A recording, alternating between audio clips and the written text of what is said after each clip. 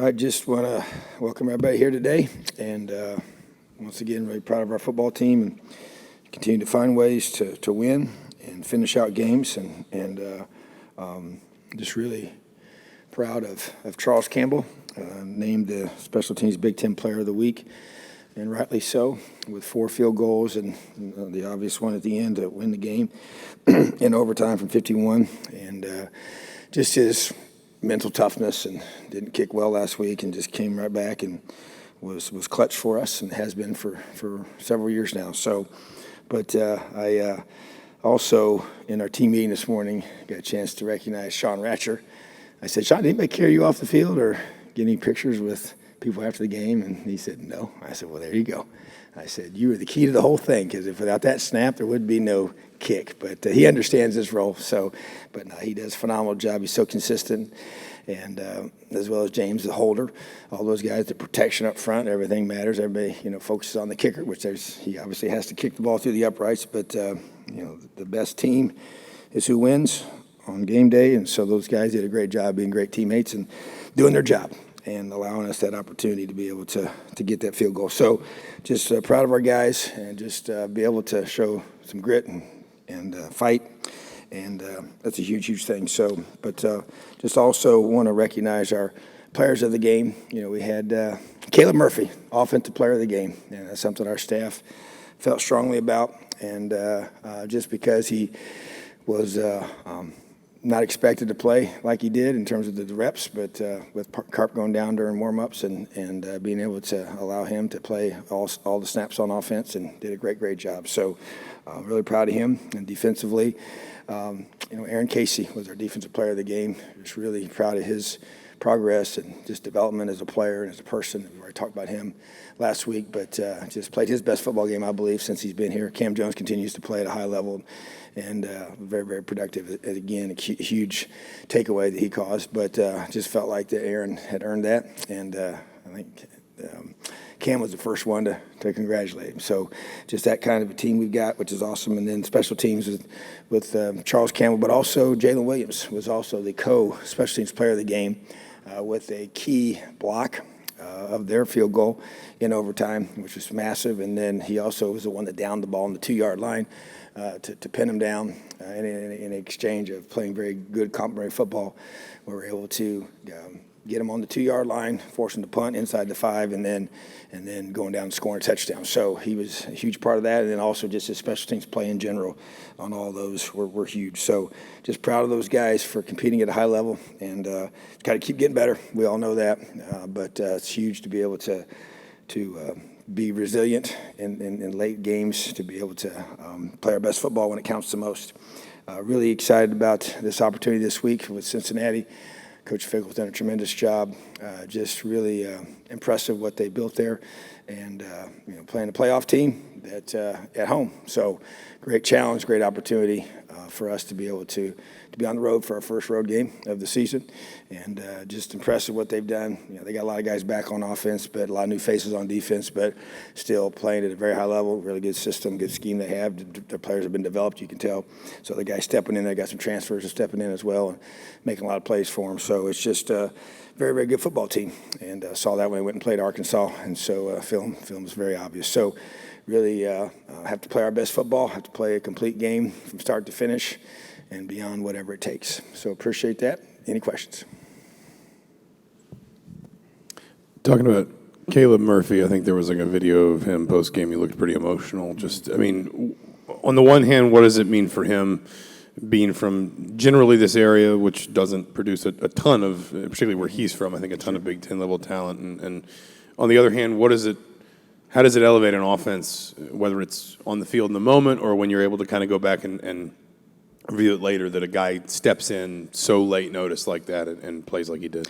Yeah, I think it's just a huge thing, and as you saw, his emotional response was very genuine and real, and it means so much to him to be part of this team, be a football player here at Indiana, being from so close and representing his whole community, and just the pride he has in being from there, and being able to just come here and just work his tail off to get in this position, move positions, From defensive line to offensive line, and he was the third string center, a few weeks ago, and then with Cam, going down, and then obviously with the situation that happened on game day, and that was nothing that anybody expected. Matter of fact, I was kind of shocked to hear it, when we were in the locker room, they were getting ready to come out. So, but that's what you got to be ready to do. So we use that as an example. I talked to our whole team about that this morning. Just a few weeks ago, he's they're on the depth chart now. He's playing every single snap and special teams, because he's a part of those as well. So just a great testament to him and how hard he's worked, how much he cares. But you can win a lot of games with guys that are smart, tough, dependable, and have a high care factor. And it means something for him to put that jersey on and represent his whole community, and that's a pretty awesome thing. It's just sticking on that. How did Zach hurt himself? What is his injury, and what's kind of his prognosis, and what's the situation with him? Yeah, it's something in his hand. He's gonna. We're still getting evaluated, trying to figure out how long it would be. It's not going to be season-ending or anything like that, but it definitely is something we got to deal with. And obviously since he's a center and snapping the football, so it is something with his hand that he's got to deal with. But not anything that's, like you said, super serious, but definitely for his position and what he does. Could be something we're going to have to make adjustments with. So not expected, very, freaky, I guess would be freaky accident if that doesn't usually happen. I don't know if I've ever had this happen before in all my 30 years of that type of thing and that type of warm-up, because we just did the same thing we always do. So, but just it happened, and that's why you got depth, and that's why you developed guys. And so hopefully we'll know more here soon, getting him back with us. But yeah, just kind of a freak thing. Hey, Coach. How did you find Caleb Murphy at a 1A school like West Washington? How did that happen? Yeah, he came to camp, and he was a guy that we had to project, positionally. I think we always felt like that he's a kind of a jumbo guy. We talk about jumbo defensive end. Those big guys could play tight end. He played offensive tackle for them. He was a high school wrestler. Actually started his whole wrestling. He's one of those schools where they didn't have wrestling, and he's the one that kind of got it all started, which is crazy.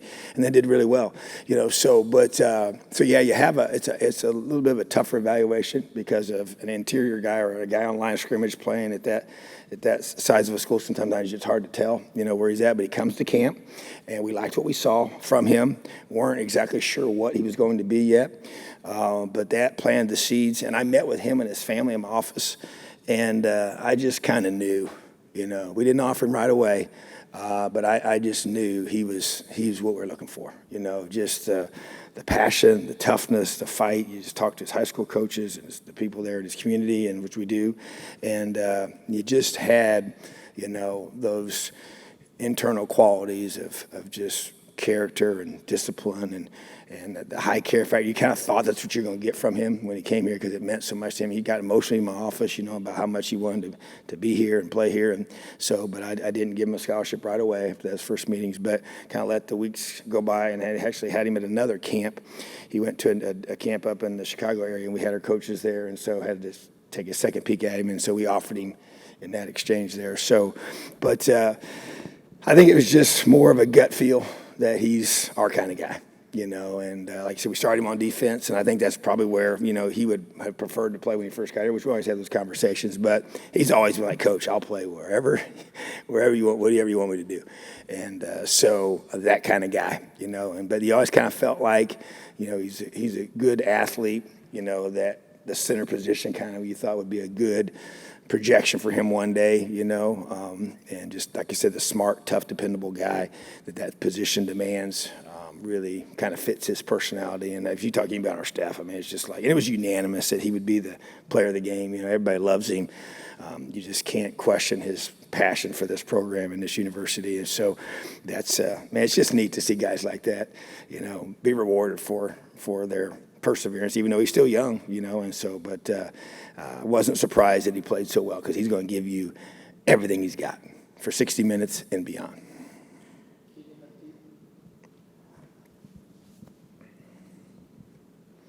Looked like Western Kentucky got a long touchdown in the first half off of blown coverage in the defensive backfield, and it looked like you had a pretty passionate response after that play. What was your message to them, and how did you see them respond in the second half? Yeah, so just a little frustrated for that question, but just didn't communicate with what we had called, and so I had guys, they said they thought they saw one signal, and so we had some guys playing one coverage, other guys playing another, and so that was frustrating. But at the same time, it was just, we got to just calm down, and they're going to go fast, and just make sure you know the call. And if we're all 11 guys are playing the same call, then good things happen. If half are playing one call, half are playing the other, that's not usually a pretty good, formula for success. So, but yeah, they did some, again, you watch film, that's what they do. You get people in those situations and they run, they switch things up and they make you have to react to those kind of things. So, but the tempo is really a big challenge, even though we see it all the time and it's still, you got to defend it. And so, but I didn't think we didn't communicate as well, even on that, the second touchdown, the trick play that they ran was just like, just poor communication. I could see it. I'm trying to scream and yell to get them to see it, and they should have, because of the way they have to align to run that. So just didn't think that was really at a high enough level, without question. So just got to get it, and we try to get those things cleaned up and get it fixed throughout the game and let our guys play fast. Yeah, hey, Tom, over here. With Cam Jones, and I know you've talked about his leadership before, but what makes it, how uncommon is it to have that type of singular force as a leader, where a lot of guys want to be a leader? Not everybody can be one, and be one where he's fine with taking charge himself if he has to. Yeah, I think it's pretty unusual in this sport when you have this many guys on a team, 125 guys, and to have one guy that really has become the spokesperson is unusual, So, but man, he's so, I guess there's a reason why he's a three-time captain. I mean, I guess so he shouldn't be surprised, but and I do think that he has embraced it, and that's the part that has been so neat to see, because some guys really kind of fight it because it's not really their comfort zone, because it's hard. Leading's hard, and it takes energy, it takes mental, drain to be able to make sure, and we go to Cam and have him talk to certain guys about whatever, and even did that even this last week, and he texted me late last night and wanted to say something to the team, and I trust him so much I didn't even ask him what he was going to say, So, but it was all good stuff and just challenging guys, and so, but he's just always in tune with everything that's going on, and so, and he seems to know what to say, when to say it, and that's a unique quality, I think. Sometimes guys talk too much, when they're younger, now understand that, and then sometimes they don't say enough, and he seems to have a good balance. He doesn't talk too much by any means, and because he is naturally pretty quiet, so that's what I'm saying. He's embraced challenging, the challenge I've given to him years ago about being, and even this year, that was kind of the whole thing was, he had a decision to make about staying or going to the NFL after last year, and my challenge to him was I felt he needed to develop some more things as a linebacker. We talked about that, but also it was about leadership. And, Mike was going to move on and go play in the NFL. And I said, now you assume that role and you take your leadership to another level. And he's done that, and that's, sometimes they do, sometimes they don't. You can't make them, and it's frustrating when they don't respond. But it's been amazing. And so he's earned the right to speak, which is part of the process you go through. And I'm just really excited for him. And he's continuing to, like I even shared this morning, he's not just talking and leading verbally, he's leading physically, he's making plays. Made really the huge turning point in the game to get that takeaway, and our offense goes in and scores. So just he's backing it up with his play and his words. So when your words and your actions align, well, you got a powerful combination, and that's what he's doing. So Connor has told us this week that he feels he's been really maturing. He's taking all the lessons that he's learned at Missouri and translating it here for your benefit. How have you seen him mature on the field from when you first started looking at his film? I think for me, and he's had to learn a new system. And that process is still ongoing. I think even just from things on Saturday, just continue to keep getting better. But I just think the ability to, the decision making, that's where I see the growth in, and being able to distribute the football to a lot of different guys, which is key for us, and so in the way people have to defend us, and just to be able to, if he needs to get yards, it's his legs, he's able to do that, and even continue to work on some of those things. We could have had a couple better reads on those areas, but I just think it's just mastery of the offense. I think it's just confidence in the people around him, and developing those relationships and just being able to continue to develop as a verbal leader, and say what needs to be said to the team in those moments on the sideline. And when we're out on the field, you're ready to take the field. And because not a lot, we don't huddle anymore, so it's not like all that communication goes on the field, because of the nature of how the game is played. But I just think you can just see the growth and just almost just the confidence in both himself and what we're doing and the guys around him, and it's mutual, So that doesn't happen overnight. It takes time.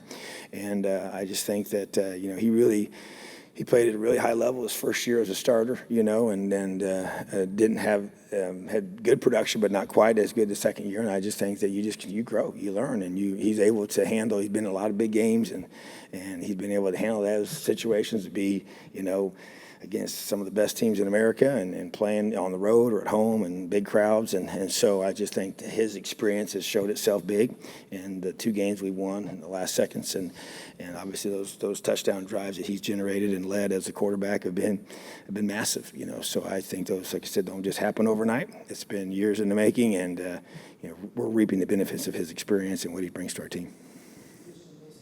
Tom, Western Kentucky ran the ball pretty effectively against your defense. Are you still having the issues with missed tackles, run fits, and that type of thing? Yeah, it was in the second half. So they had 33 yards rushing in the first half. So it was, and I will say, I'll take some of this because we made some adjustments to try and give us some help in the pass game that I thought we needed. And I thought it hurt us in the run game. Didn't think it would hurt us to that extent. There was 4 runs that really kind of gave them their 80% of their yards, and so there were some big chunk runs that they get you all spread out, so you lose some of your layers. But I felt like I kind of over-adjusted some things at halftime to try and get some help there, and it didn't work, so I'll take the blame for that. We did have some missed tackles that I wasn't happy about, especially I think on our perimeter guys. Our DBs need to tackle better, especially some of our 2s. And saw some of our 1s tackle better. I thought Monster had a really good day tackling, and Fitzy as well. But some of our guys that we're going to play, because we play a lot of guys, those guys got to step up their game. We're going to emphasize that. So I think a little combination. So it wasn't as much pure. I felt like the last time, especially against Illinois, that a lot of them were just the fits weren't is where they needed to be. This was a little more of a combination of some things schematically that I felt like I probably put our guys in a tougher spot, and so that's on me. But just to me, I feel like just continue to work on tackling, continue to work on our run fits, and the things we know we got to do. And every week's a little bit different. That you put together a game plan. So everybody we play runs football effectively. So you gotta keep improving those. Coach, against Idaho, it was Sean Shivers in the running game. Last week, it was Josh Henderson, both in the rushing game and outside on the touchdown before it was called back for an OPI. Are you guys looking to build kind of a 2-headed monster in the backfield, or is it just kind of riding the hot hand? No, it's 2-headed monster. I think it's a 1-2 punch with those 2 guys. They're 2 different guys. I think they're both very talented players. Not really surprised by Josh. Saw it in practice. He didn't come in with as much, hype or fanfare maybe, but really, really good player. Got really good vision. Got really good balance. It's hard to tackle. Great out of the backfield. Made a great one-handed catch and got a bunch of yards. We had over 100 yards, out with the running backs out of the backfield, getting them the ball, which is going to be a huge part of what we do. And I just love the way he sees the field. So I think he and Sean need to be great together, and they are. I mean, they have great chemistry. They really respect each other. And then you got Jalen, who's another guy we're going to continue to get involved and get him some touches. So I like that group. I like that room. They're really unselfish, and definitely going to maximize them all. Coach, I know I asked about Aaron Casey last week, but when you were going through and deciding who was going to wear number 44, who all was involved in that conversation, and what all just do you remember from that? Yeah, it was our whole coaching staff, and so I think, and we had some new guys, so, they don't know him as well, so they were, in the meeting, but probably didn't have as much input, but I think even off the field, guys, we have our support staff, our strength staff. I want everybody that's around our guys on the field, off the field, to have an input in the decision-making process, and so I listened to a lot of people's thoughts. And it was pretty obvious, that he was the guy, So, but to me, it's, when you talk about, what's a guy like every day, and, you can, in recruiting, you try and figure that out. Well, even when they get here, okay, who's who's around him all the time. And I want to talk to the academic folks that see him in that setting, and then the people, doesn't matter what other avenue they're at on this campus. We want to make sure we have a good, holistic perspective of who they are, and over time you're going to show who you are, good or bad. So he's just so highly respected by everybody, and just like I said, we saw the qualities I mentioned out of him before, but it was a collective effort by our whole staff. Like I said, not just on the field coaches, but everybody in our program that are able to be around our guys and know who they are on a consistent basis. Tom, Miles Jackson obviously came up with a couple big takeaways last week. How well has he fit into your defense, and how did he kind of get acclimated coming from UCLA? He's been actually one of our pleasant surprises. Really liked him as we recruited him. Didn't know him as well as I did some of these other guys. Did not know him out of high school. But just through that process, it was just like he stuck, the maturity kind of stuck out to me, and just the fit with what we care about. Now, and to me, we did our homework with those that we know where he's coming from, but also it was pretty obvious when he got here that he made an immediate impact, man. So he confirmed everything we thought about him, and then you start practicing in the spring, and then it just continued to grow. And I will say this too. So when James Head went down a few weeks ago, so we had to move him around a little bit, and I thought it kind of set him back. He was really rolling as the bull position, and then he moved over to in, and I can play both. So it's kind of had a little bit of the growing pains of learning two different positions, and I thought it made him not quite as aggressive. And so but he got back to that this past week. So I didn't think he was that way a week ago. Tried to kind of solidify him in some spots, and so he's been big for us. And I think that position, either side, he's strong enough to play strong side in. He's athletic enough to play bull. He obviously got the big interception there, which is massive play in that game. So just got the fumble recovery, as well. So two huge takeaways, and we have a phrase in our program: the ball finds energy.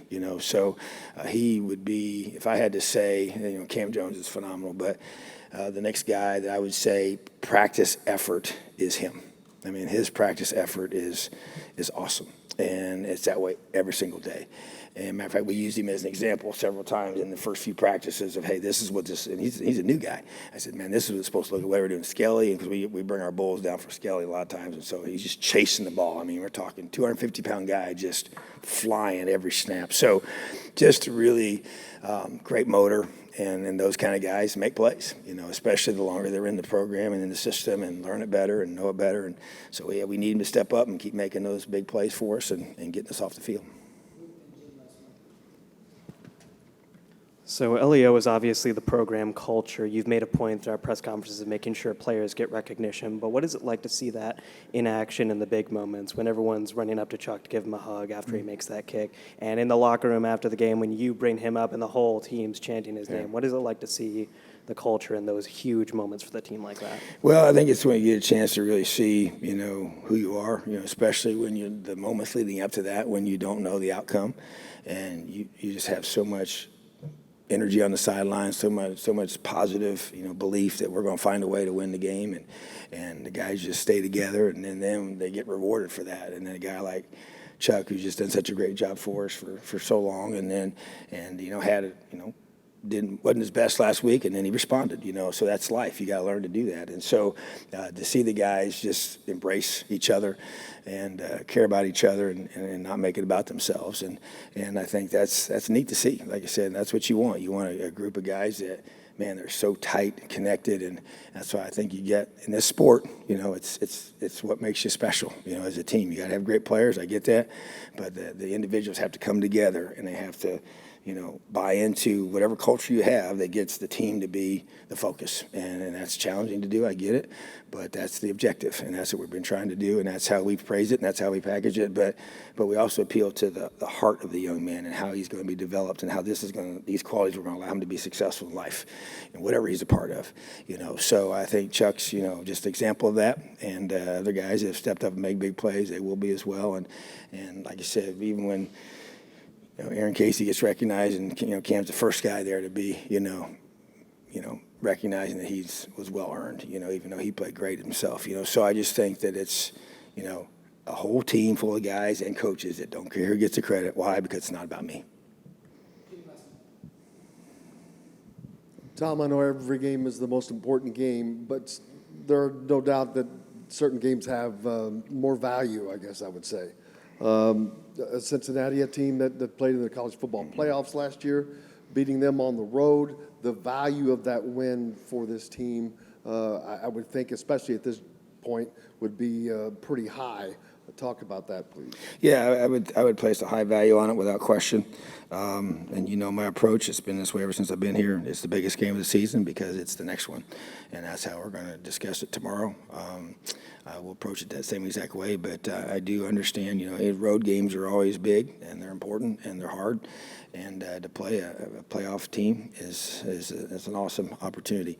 So our guys understand that, and they understand each week's a big deal. And then the key is how much better can we get from the last time we took the field to when we take the field on Saturday. And that's the focus. And to me, that consistent improvement, the attention to detail at a high level, and everything to whether it's the walkthrough on the field today, the lift, the meetings, the practice tomorrow, the meetings afterwards we have in the evening, the things we do every single day. Who's going to really, understand that those things get intensified each and every week as the season progresses. So now, we play, such a great schedule that, all these games are, big games and important and going to be played on a, packed out stadium. It's going to be loud and ruckus, and it's going to be awesome. So our guys are excited about that, but they do understand that. But our preparation has to reflect that, and that's on this team. That's on our leaders of this team, and we've talked about guys that are in those roles right now, and that leadership has to elevate itself this week. And as we continue to grow, and this will be our first road game, which is an important thing for us to be able to show we can handle